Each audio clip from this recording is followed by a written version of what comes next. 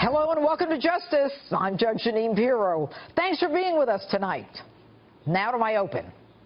Hillary Clinton cannot be president of the United States. And if the establishment, including law enforcement, does not stop her, you have to. Now, this is not about politics or political favoritism. It's about you, your family, in this great nation. It's about preventing people who have no regard for the law, or you for that matter, from running this country. At a time when just about everybody is fed up with establishment politicians, when two outsiders are winning epic contests against preordained presidential candidates, Hillary Clinton is still in line to be coronated the Democratic nominee for President of the United States. Now, how can the woman who is under criminal investigation, who knows she's under criminal investigation, but lies to your face saying that she's not, continue on her path to the White House? Now, the majority of Americans believe, and are right, that Hillary Clinton is untrustworthy, dishonest, and a liar. Hillary has danced with federal prosecutors for most of her career. She knows how to delete, conceal, and destroy evidence. Remember those pesky Missing Rose law firm files? Not to mention 30,000 deleted emails deleted in a minute. She lies so much she doesn't know the difference between the truth and a lie, and like most liars, can't keep those stories straight. Example. This week, in response to Hillary's claim that the FBI was doing a security inquiry on her private homebrewed server, one, by the way, conducted reportedly by over 100 FBI agents, FBI Director Jim Comey says, security inquiry? I don't know that term. We investigate crimes. This is a law enforcement proceeding. I told you guys that 3 months ago. Now, the cynics among you may say it's all political, but Jim Comey is appointed by Barack Obama, and he is one of the most clear-headed, brilliant, logical, and honorable people in Washington, D.C., a trait somewhat foreign to that town. And don't give me that woman thing where, oh, it's time for a female president. Yeah, it is. But not her. What makes you think that electing this woman who spent most of her career riding her husband's coattails is necessarily a good thing? Doesn't it depend on the individual, man or woman? And for those of you who think a woman will automatically help other women, consider this. The Clinton Foundation, an organization over which the Clintons have control, pays female employees 38 cents less per dollar than males. So much for that old pay inequality thing. Supporting women? Hillary made her bones creating the attack team on all the women who said Bill engaged in sexual activity, ranging from harassment to affairs to worse. But if these women are all liars, as they say, why was Paula Jones awarded $850,000 from the Clintons and Monica Lewinsky's dress? If only that blue dress could talk. Which brings me to the Clinton Foundation, an alleged 501c3 not-for-profit, parading as a charity that I see as nothing more than a piggy bank for the Clintons and their friends and her presidential campaign.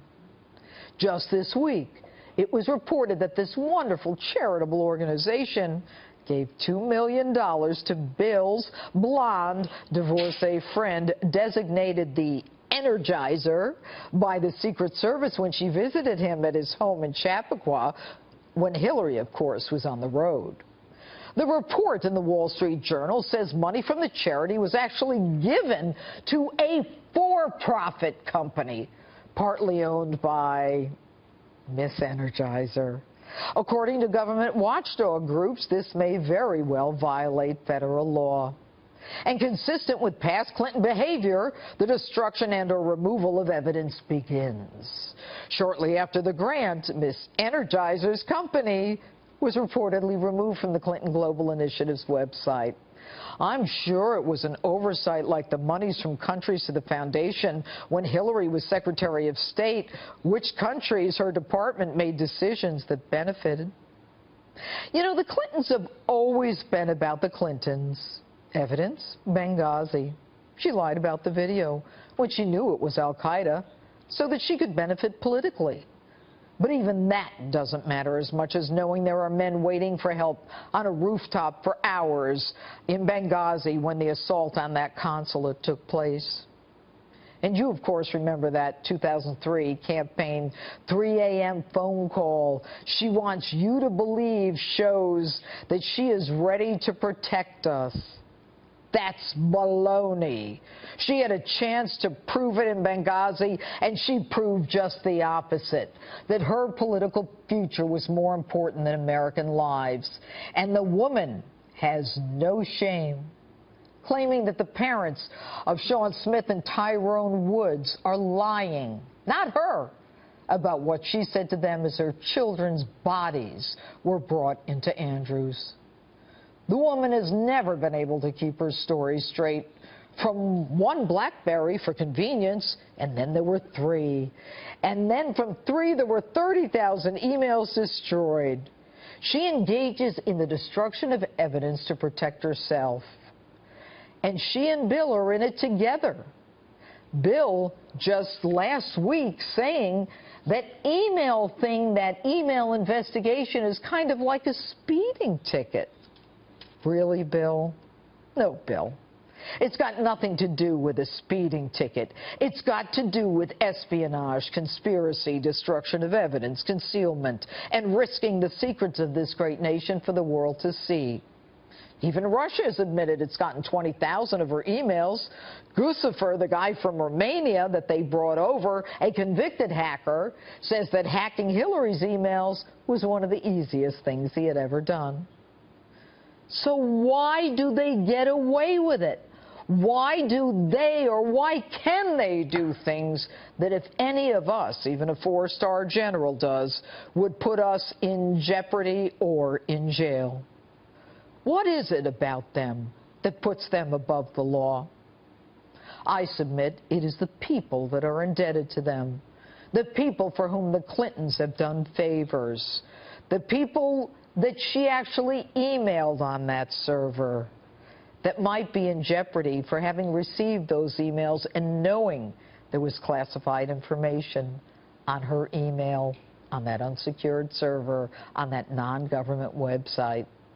The classic inside game is what the Clintons do.